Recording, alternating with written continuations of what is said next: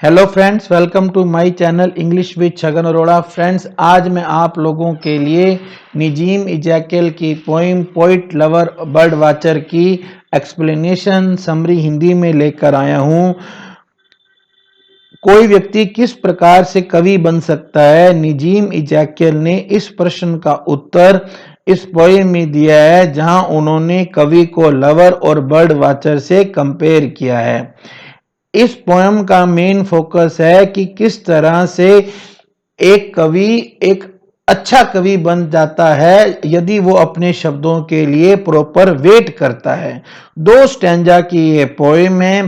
तो first stanza में poet हमें बताता है कि एक बर्ड वाचर या लवर का व्यवहार कैसा होना चाहिए अगर वो बर्ड्स को स्टडी करना चाहता है, या लवर एक लवर बनना चाहता है तो उसका व्यवहार, उसका कंडक्ट कैसा होना चाहिए।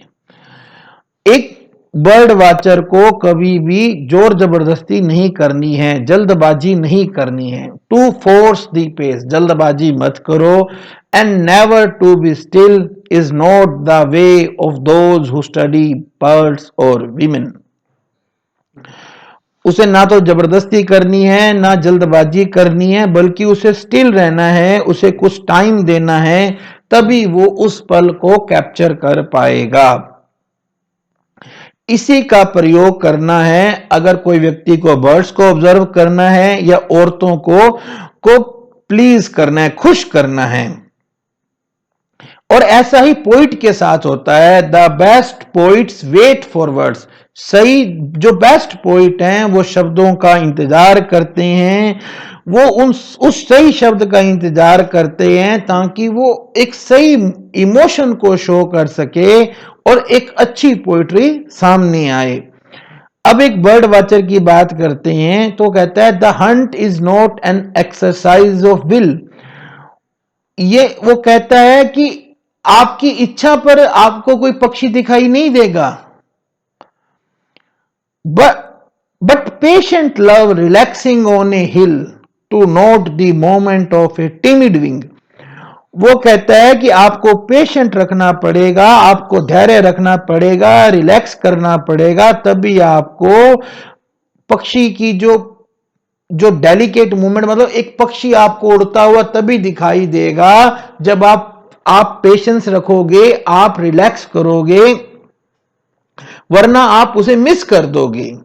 इसी तरह से अगर हम एक प्रेमी की बात करते हैं, अगर वो कहता है until the one who knows that she is loved no longer waits but risk surrendering। वो कहता है कि एक वीमेन के साथ भी एक लवर को कभी भी फोर्स नहीं करना चाहिए, जबरदस्ती नहीं करनी चाहिए, बल्कि वेट करना चाहिए कि वो खुद रिस्पॉन्स दे, तभी वो लेडी उस लवर को सरेंडर करेगी, उसका प्रेम स्वीकार करेगी।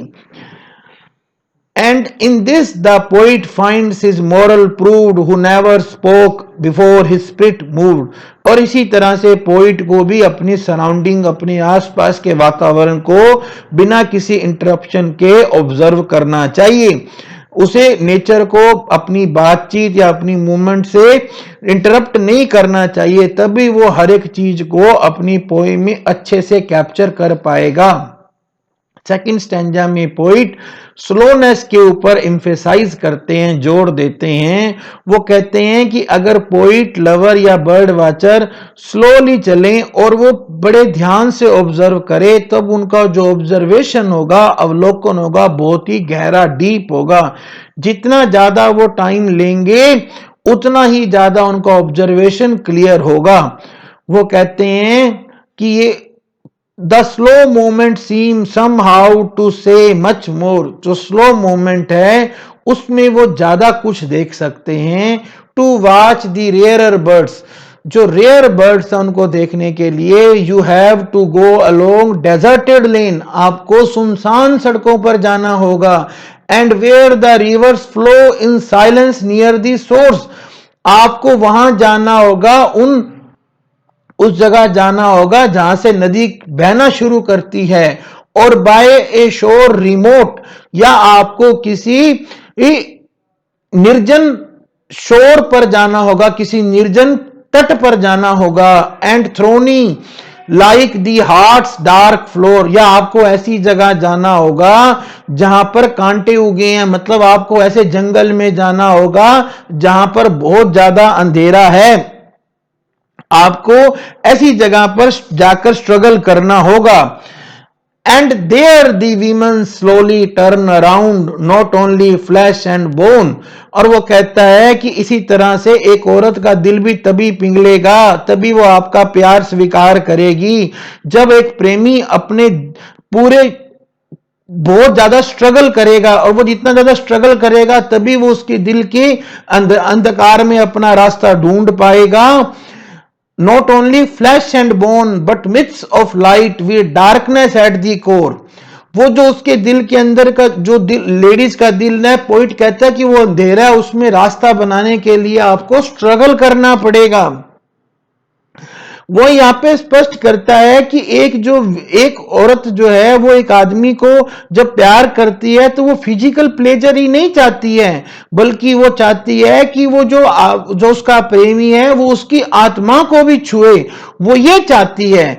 और इसी तरह से वो कहती है कि एक पोइट जब पेशेंट होता है, एक पोइट जब धैर्य रखता है और वो वेट करता है, but poets lost in crooked restless flight, जब पोइट इन चीजों में वेट करता है, सही शब्दों का इंतजार करता है, तब भी उन शब्दों का इंतजार कर कर वो अपनी पोइम बनाता है, और वो ऐसी पोइम बनती है कि जिसे कि द डीफ कैन हियर, जिसे अंधे भी सुन सकते हैं, and blind could find light in it, और अंधों को भी इसमें रोशनी दिखाई देती है। पोएम को समराइज करते हुए हम ये कह सकते हैं कि जो पर्सन नेचर को अपने तरीके से ऑब्जर्व कर कर उससे इंस्पायर्ड होता है, तभी वो एक पोइट बनता है। जो व्यक्ति एक महिला के लिए पेशेंसली वेट करता है कि वो महिला उसे प्यार करेगी, और वो अगर कोई व्यक्ति बिना हिले डुले, बिना आवाज किए हुए स्टिल बैठा रहता है, तभी वो एक बर्ड वॉचर बनता है। इस पोइम से ये स्पष्ट होता है कि मेन पोइट क्या कहना चाहता है कि हर एक व्यक्ति को किसकी जरूरत है, पेशेंस की, धैर्य की जरूरत है। अगर एक व्यक्ति के अंदर धैर्य होता है तभी वो पोइट, लवर या बर्ड वॉचर बन पाता है। सो आई होप फ्रेंड्स, ये छोटा सा मेरा प्रयास आपको एग्जाम में हेल्पफुल होगा। आपने अपना कीमती समय दिया, इसके लिए आपका बहुत बहुत धन्यवाद। आपका दिन शुभ हो। जय हिंद, भारत माता की जय, वंदे मातरम।